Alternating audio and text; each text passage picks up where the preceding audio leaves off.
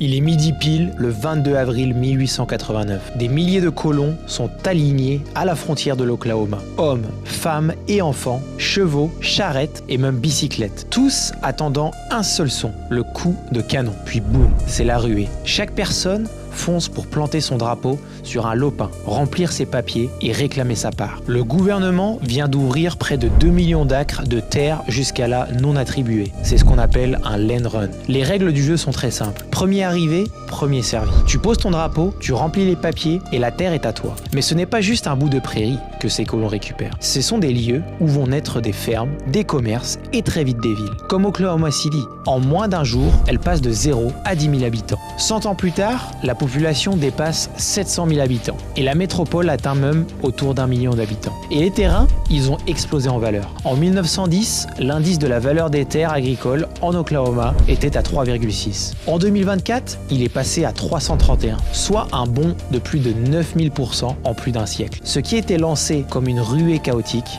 est devenu une machine économique. Avec un simple drapeau et du courage, certains ont bâti des villes et même des fortunes. Le foncier, ce n'est pas juste du terrain, c'est le socle sur lequel se construisent les villes et les richesses.